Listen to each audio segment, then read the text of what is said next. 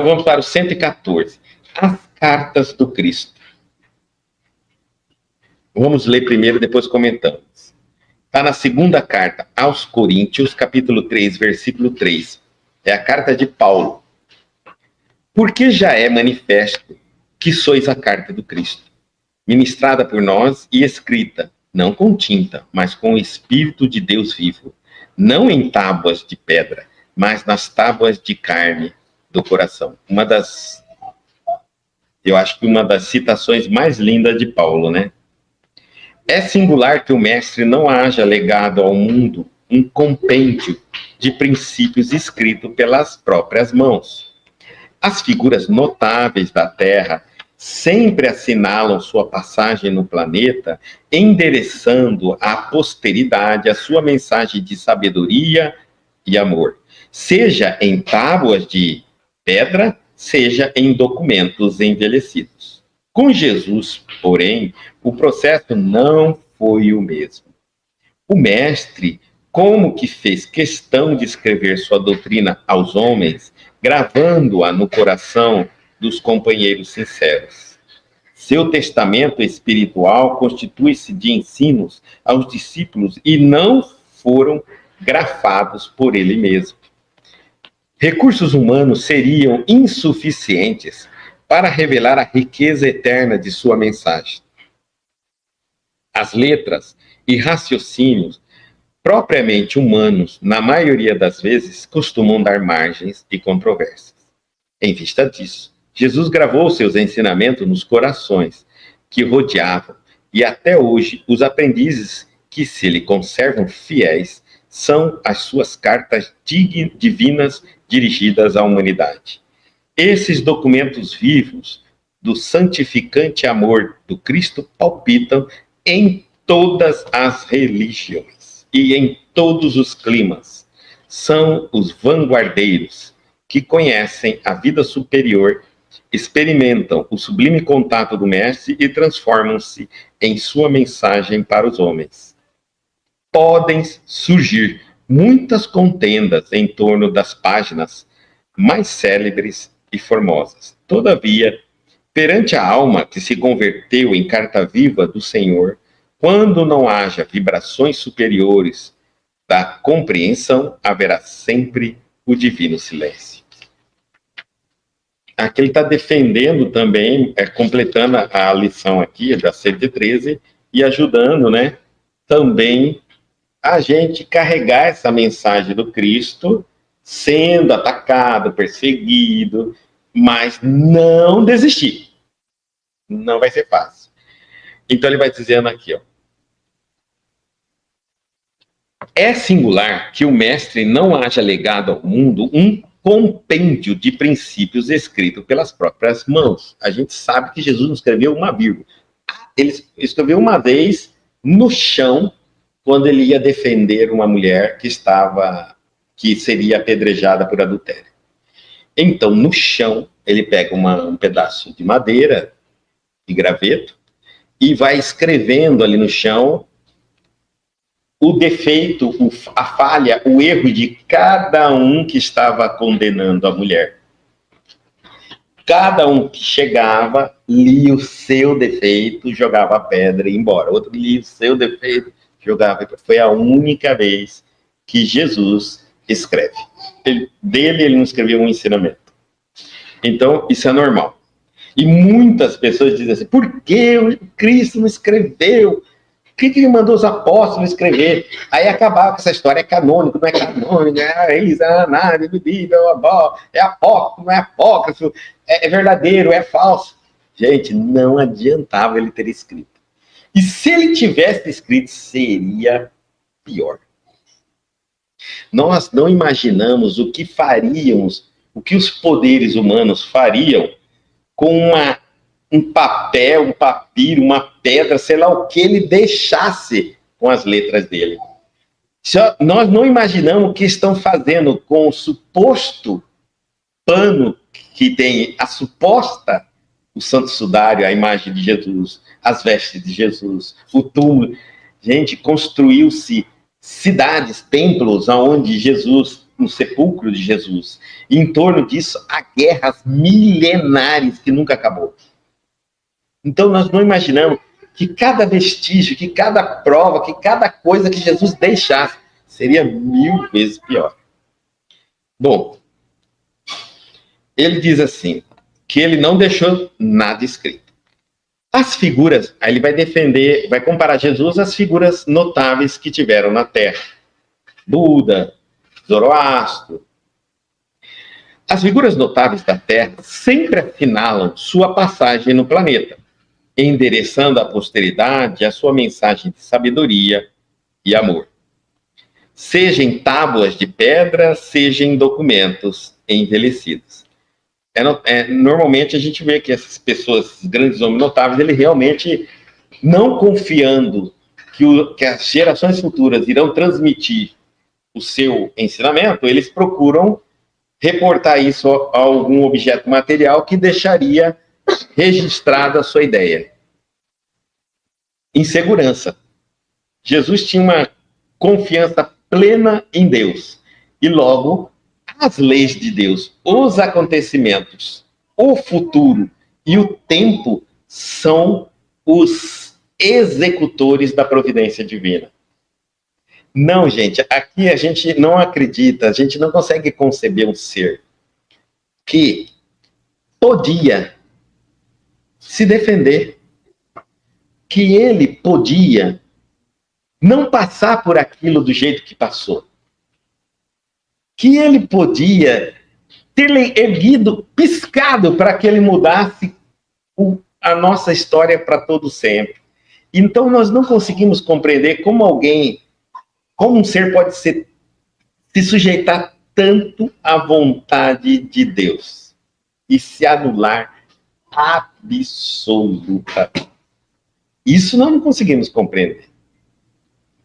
Daí, quando a gente vai ver esses grandes avatares que vieram na Terra, eles tinham sim esse conhecimento muito grande, eles tinham essa crença, mas havia momentos que ele oscilava nessa, realmente, será que se eu morrer hoje, as gerações vão conseguir levar isso para diante?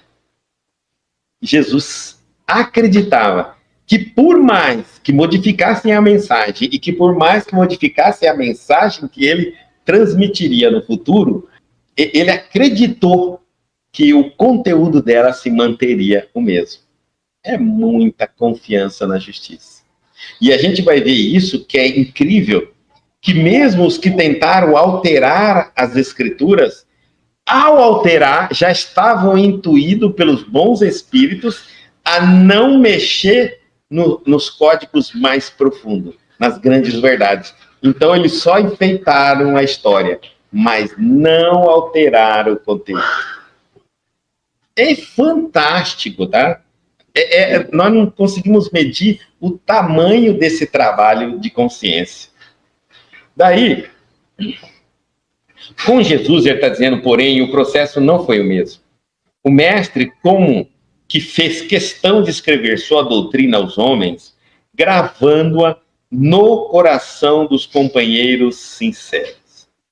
Quando você grava uma mensagem no coração de uma pessoa, você não grava articulada em nenhum idioma. Na verdade, ninguém grava no seu coração. É você que particularmente se registra aquela informação. O livro do seu coração, da sua consciência, só você escreve nele. Eu posso sugerir, influenciar, mas só você escreve nele. Jesus estava fazendo com que os homens, aqueles a quem ele escolheu, escrevessem com suas próprias palavras o que eles aprendiam através de Jesus. Por quê? Ele não queria criar, influenciar, ditar uma palavra que pudesse amanhã ser traduzida, modificada, compreendida em N situações completamente diferentes. Se ele tivesse falado, só ele poderia dizer se falou ou não isso. Como ele não escreveu, se ele tivesse escrito, só ele poderia dizer, não foi isso que eu quis escrever. Então, o que ele fez? Ele não escreveu. e deixou que as pessoas que estavam entendendo escrevessem o que entenderam. Aí as próprias pessoas poderiam defender a mensagem, porque foram elas que escreveram. E não teria que vir ele pessoalmente defendê-la. Então ele está dizendo assim, ó, Jesus não fez a mesma coisa. O mestre fez questão de escrever sua doutrina aos homens, gravando-as no coração dos companheiros sinceros. Seu testamento espiritual constituiu-se de ensinos aos discípulos e não foram grafados por ele mesmo. Ou seja, nada foi dito por ele. Dito não, grafado, ensinado foi. Recursos humanos seriam insuficientes para revelar a riqueza eterna de suas mensagens. Se ele tivesse que registrar tudo que ele tinha para falar, não daria. Acho que até hoje nós estaríamos aprendendo. Então, ele permitiu que, naquele contexto histórico, de tudo que ele ensinou, ele, como um mestre, não professor é aquele que, se ele dá 10 teorias, ele quer que o aluno aprenda as 10, porque ele deu as 10, ele está ali, ele se esforçou, ele sabe, ele quer que o aluno aprenda. Mestre é aquele que dá 10 e diz, quanto você conseguiu aprender? Uma, professor. Está ótimo. Por quê? Porque essa é o teu limite, a tua capacidade.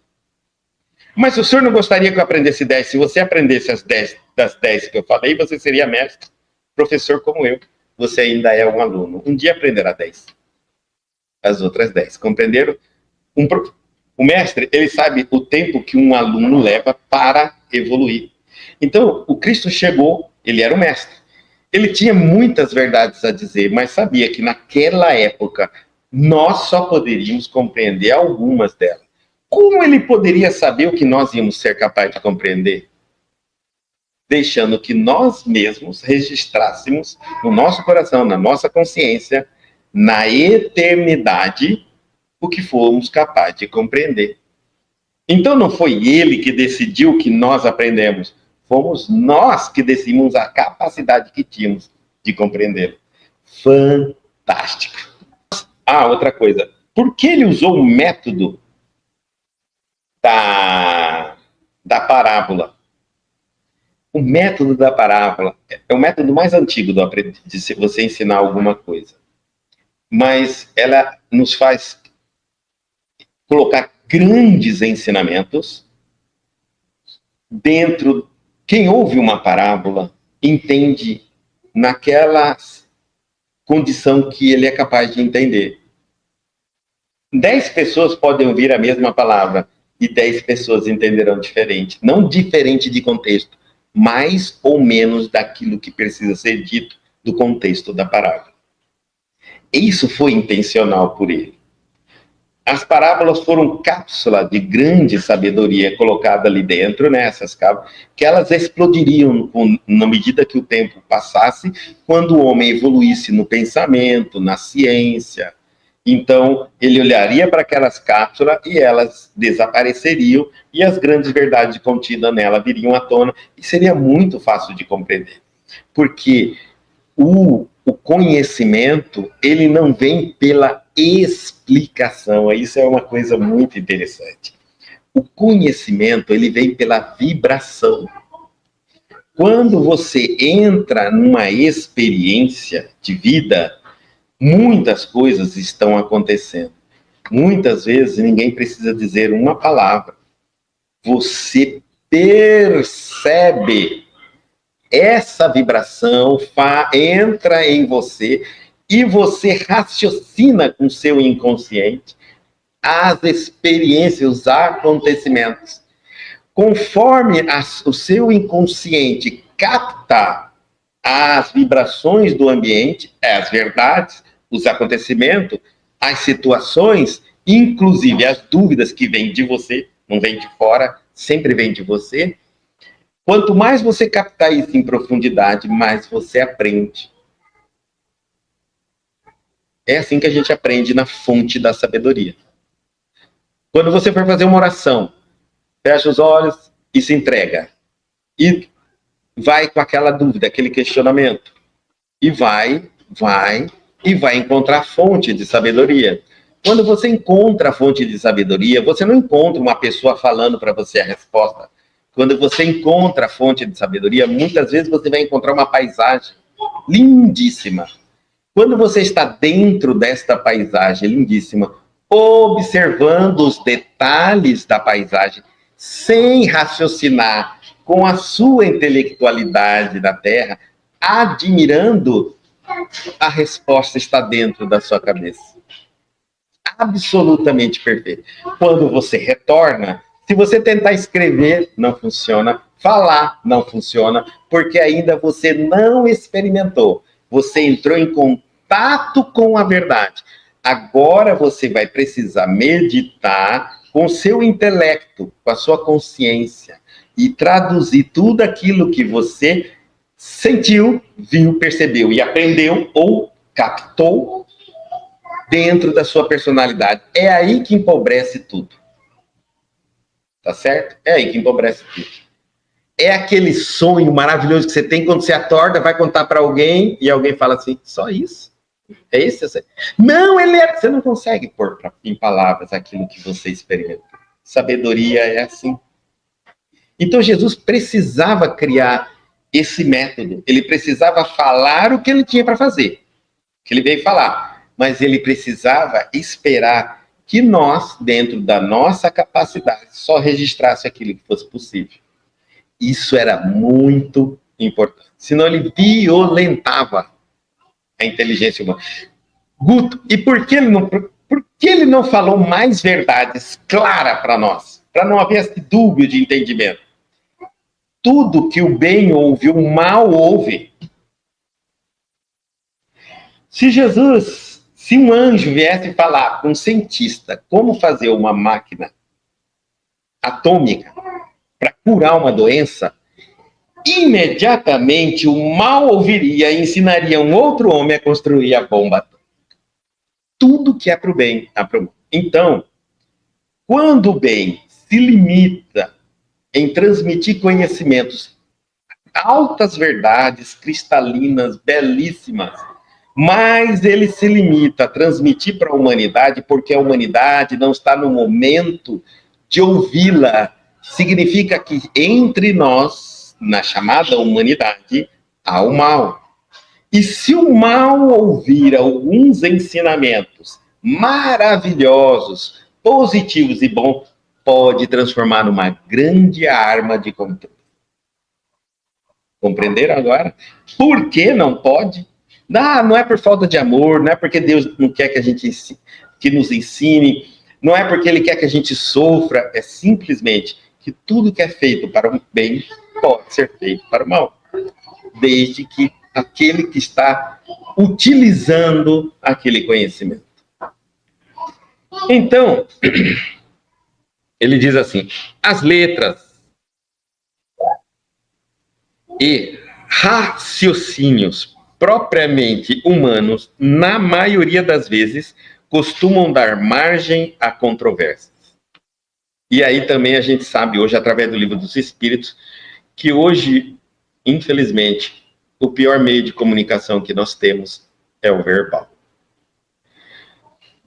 Bom, por quê? Porque nós hoje não temos nenhuma língua riquíssima para falar daquilo que não sabemos. A linguagem humana veio da sua experiência. Então, tudo que nós temos de palavras criadas em qualquer dicionário de qualquer língua só veio da experiência humana. Óbvio que tudo que vier nos ensinar que o homem não tem ainda experimentado, nós não temos capacidade de expor. Não é assim que eles falam. Eles não têm condição de explicar o que o homem não sabe. Como falar algo que nós nunca pensamos? Não tem como. Então, o maior problema nosso é isso. E então ele diz assim, ó, as letras, os raciocínios, propriamente, na maioria das vezes, costumam só ser margem de controvérsia. Não adianta nada. Em vista disso, Jesus gravou seus ensinamentos nos corações que o rodeavam, e até hoje os aprendizes que se lhe conservam fiéis são suas cartas divinas dirigidas à humanidade. Há uma outra coisa muito interessante também. Um espírito evoluído não precisaria transmitir através de nenhuma linguagem um conhecimento.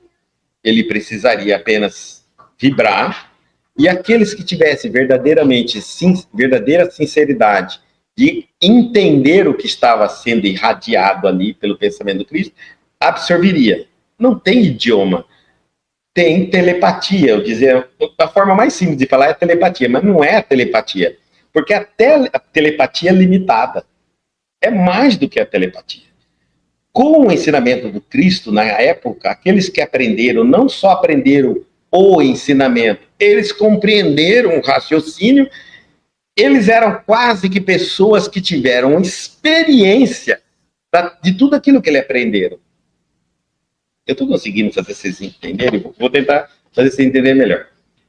Vamos supor que viesse um mestre em física quântica e falasse aqui tudo sobre física quântica. Beleza, eu entendi tudo sobre física quântica, não sei para que serve, não sei para onde que usa, não adianta nada. Se viesse um mestre falar do cristianismo para nós, apenas pelo efeito da telepatia, nós conseguiríamos absorver.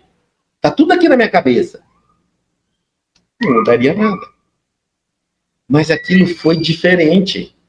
Jesus conseguia transmitir o conhecimento, e aqueles que captavam esse conhecimento não captavam a teoria e o conceito e uma experiência de vida própria dele, como se ele tivesse vivido aquilo.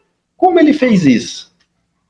Esses espíritos que estavam aqui não eram terrícolas, nossos apóstolos, os apóstolos, né? Eles tinham vindo de outros lugares, eram bem mais evoluídos, preparados para receber. Eles estudaram antecipadamente, se prepararam para conseguir viver o advento do Cristo. Encarnado na Terra, eles tinham totalmente adormecidos. Muitos de nós estamos adormecidos nisso. O Cristo então veio, falando a verdade, ele desbloqueava as vidas anteriores de cada um deles. Eles faziam uma viagem no tempo, em pele. Quando Jesus falava sobre a verdade da vida para eles, eles iam lá na época onde eles estudavam aquilo. Nós não temos a noção. Quando eles voltam, eles não voltam mais como nós. Eles têm uma visão totalmente diferenciada da vida. Eles recobram a missão deles, sabem quem são, a finalidade e tudo mais.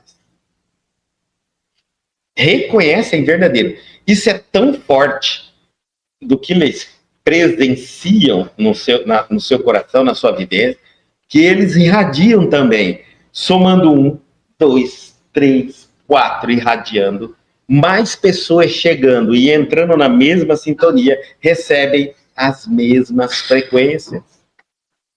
Vocês estão conseguindo entender? Significa que se eu fosse alguém que tivesse tido contato com a verdade em outras reencarnações, ao aproximar do apóstolo, eu estava assumindo também o cristianismo vivido. Vivido. Eu não consigo mais negar o cristianismo. Eu morro pelo cristianismo. E não tem uma carta escrita que eu li. Eu vivo, eu sou o cristianismo, assim, acontecia com eles. Igual a Paulo de Tarso. Gente, isso mesmo. Paulo de Tarso foi preparado para receber Jesus e apresentá-lo à sociedade. Ele tinha autoridade para isso, ele estava entre os, digamos, a nossa sociedade, os fariseus e os romanos, para dizer: esse é o Cristo. Mas ele, mergulhado na carne, ele se perdeu. No que ele se perdeu, ele confundiu Jesus com Moisés, e passou então a adorar Moisés. Completamente perdido, ele começa a perseguir o Cristo e enaltecer Moisés. Jesus tem um contato com ele uma única vez. O que eu estou querendo falar aqui é que não é o aprendizado como nós fazemos o aprendizado.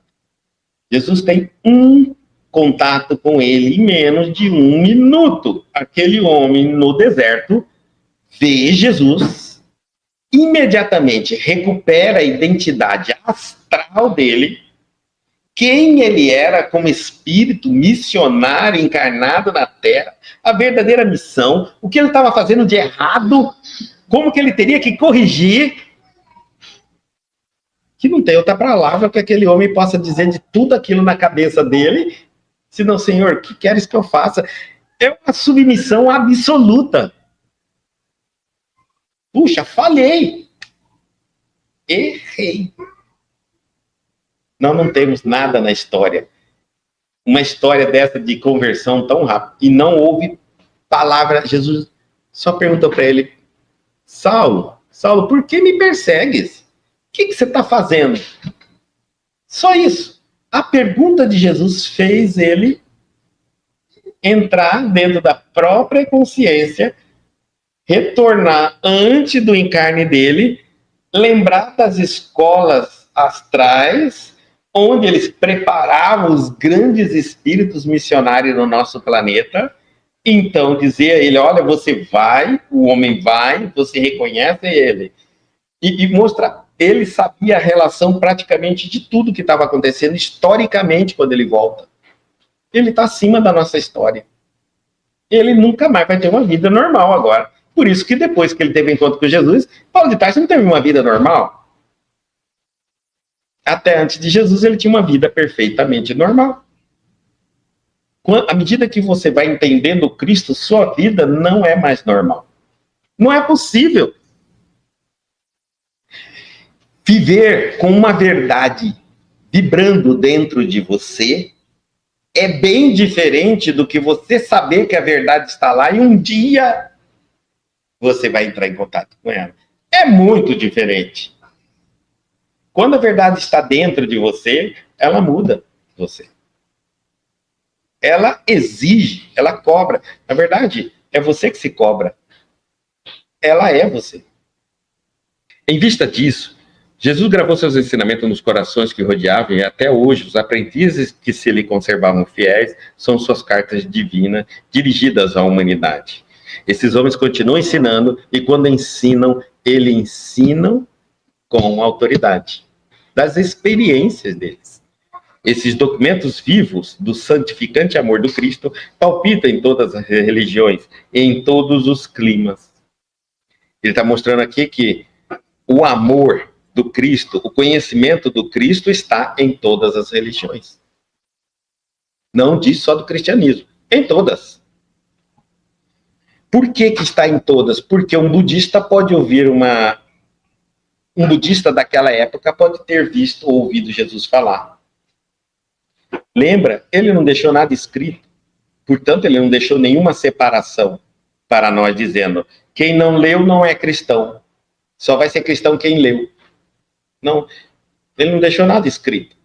Portanto, a verdade dele já pode ser a sua verdade e você acha que você é um budista. Mas, no fundo, é universal. Um Cristo, a verdade de um Cristo, não é de Jesus. Jesus é personagem. A verdade de um Cristo, da hierarquia crística, ela é universal. Desses Cristos, vêm os grandes avatares, que vai falar de acordo com o teu povo. Agora nós vamos entender por que existe diversidade de religião. Por que a Índia é tão diferente do Brasil? Por que o Japão é tão diferente do Brasil? Por que existem locais tão diferentes, civilizações diferentes, espíritos de locais diferentes, onde os seus avatares de lá passam a ser cultuados no nosso planeta. Entenderam? Vamos dizer que eu era um espírito não da Terra e que no meu planeta, apesar de eu ser expulso do meu planeta e vir para a Terra, eu adorava Krishna. E Krishna e todos aquela mitologia para o planeta Terra, lá é autêntico e verdade. Funciona assim porque no meu planeta as regras são diferentes. Se de repente alguém conta na mitologia que o fulano flutuava, eu digo, então isso não existe, é mentira. Na Terra é mentira, mas no meu planeta era verdade. Já pararam para pensar se as mitologias que contam aqui para nós são mitologia porque elas são verdadeiras verdades em outros planetas, em outros sistemas, e que para nós é uma mitologia? De onde vem tanta diversidade? Espíritos vindo de vários locais, colocado tudo na Terra. E aí, os cristãos, quem são? Aqueles que estavam esperando Deus, advento de Deus, para salvar o povo dele, e etc. Aí vai vindo toda aquela história, entendeu? Nós temos advento de Krishna, de Zoroastro. Gente, é tanto. Ele foi o mais perfeito, o maior de todos. É óbvio, porque não tem nada escrito da história dele que contrapôs o que ele ensinou. Mas vamos pensar uma coisa. Então, com isso que eu estou falando, eu não posso pegar uma pessoa que é budista e transformá-la num cristão. Não. Porque se ela é budista inata, ela veio de um local, de um planeta, onde lá era muito comum. Era o Cristo deles. Como Cristo hoje é para nós o Cristo. Aqui. O Buda, no caso, não dá certo, mas vamos colocar um outro aí, porque o Buda ficou aqui na Terra. Vamos pegar Krishna, sim, aquela teoria dos elefantes, daquelas teorias dos hindus, aquilo que é até interessante de você ver, não tem nada a ver com o planeta Terra. Mas, gente, aquilo vem de civilizações antiguíssimas, montada daquela maneira. Nós estamos tentando construir a ideia de Jesus hoje, e aquilo ali já está. Veio de civilizações altamente evoluídas, de longe da Terra, encarnados na Terra, e trouxeram aquilo que mais gravaram no seu inconsciente, a sua religião, como também os judeus expulsos de capela, não é isso que nós compreendemos? Não viviam em capela, na constelação? Lá são expulsos. O que eles trouxeram para a Terra no inconsciente? Um Deus queria libertá-los, tirá-los dessa escravidão, que para eles era aquele povo que escravizava eles, mas na verdade eles queriam voltar, sair da Terra, o planeta Terra, a escravidão deles, e voltar para o planeta onde eles acreditavam já em um único Deus. Eles eram mais evoluídos que os terrícolas. Eles já tinham essa crença de um único Deus. E chegaram aqui e encontraram muitos ainda politeístas. Enfim, é para que a gente respeite, como que a ideia aqui é fazer, respeita a religião das pessoas, mesmo que elas sejam estranhas, elas são perfeitamente compreendidas para que eles se adaptam a elas, e que vieram de lá, e que trouxeram de lá, e que ama, e que é uma verdade para eles. Quem sabe, quem virou a última página da verdade da história aqui? Ninguém é dono da verdade. E milhões de pessoas acreditam. Certo? E que se você tentar falar do Cristo, não entendem. Não conseguem entender. Nós já somos mais judeus. Em vista disso, então, tá aqui. Continuando.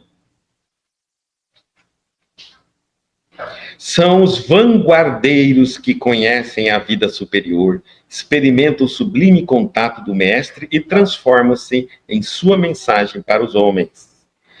Essa mensagem que ele se transforma é exemplo de vida também. Muito mais exemplo e esclarecimento. Podem surgir muitas contendas em torno das páginas mais célebres e formosas. A Bíblia. Né? Todavia, perante a alma que se converteu em carta viva do Senhor, quando não há vibrações superiores da compreensão, haverá sempre o divino silêncio. E aqui vem uma coisa muito interessante, que é assim, as páginas da Bíblia podem dar muitas opções, cada um pode entender de um jeito e interpretar do outro. Quando existe uma verdadeira vibração superior de compreensão, vocês vão ver, a gente vai perceber que todas as religiões aceitam uma verdade única para todas. Mas quando isso não existe, quando não existe essa vibração superior de compreensão, existe essa divisão. Existe uma vibração superior de compreensão. Uma vez a ONU fez esse encontro de todos os representantes, um de cada religião, e por alguns instantes houve essa vibração superior de compreensão. Fez com que as pessoas conseguissem enxergar a mensagem verdadeira. E quando enxerga essa mensagem, ela é uma só, dita de diversas maneiras pelas religiões. Quando existe essa compreensão, quando não existe isso, existe um silêncio divino. Ele quer dizer o seguinte: se nós não estivermos integrados numa mensagem única do Cristo, de Deus, de todas as religiões, nós, em tanta religião, vamos se sentir isolados, desconectados, em dúvida se é verdade, se não é, será que é sonho, será que é ilusão? As dúvidas vão tomar conta da humanidade, porque se as religiões se desconectarem da verdade, elas se tornam obsoletas. Elas não têm sentido. Por isso que existem diversas religiões, a gente está vendo, e aí vai uma multidão de pessoas para aquela religião, daqui a pouquinho vem um escândalo na religião. A gente vai perceber que quanto mais a religião estiver longe de um foco de verdade, mais ela é obsoleta. Então ela tenta dominar falando aquilo que a gente gostaria de ouvir. E quais são as coisas que o ser humano nesta terra gosta de ouvir? Quais são os nossos problemas? Doença, então cura. Dinheiro, milagres. Dinheiro para quem não tem. Reconhecimento, poder, e tudo aquilo ali. Então é dessa maneira que elas aprisionam. Porque as verdades luminosas, elas são muito diferentes dessas propostas. Não tem nada a ver uma coisa com a outra. Eu entro na religião, estudo a religião, permito viver a religião não para o hoje, mas para o amanhã. Não para a vida terrena, mas para a minha vida espiritual. Quando eu falo para o amanhã, não é que eu vou pôr em prática amanhã. É que não tem nada a ver com algo tão imediato no hoje. Entendeu? Assim, numa alteração. Vai ter uma muda eu, de dentro para fora. Então pode ser que eu não encontro algo. Porque, por exemplo, eu encontro que eu tenho que. Acreditei, a partir de agora eu acredito que existe vida após a morte. Pronto, eu tenho certeza que existe vida após a morte. O que isso muda na minha vida? Agora que eu vou ver. Muda muito. Então leva-se muito e muitas reencarnações. Tá certo?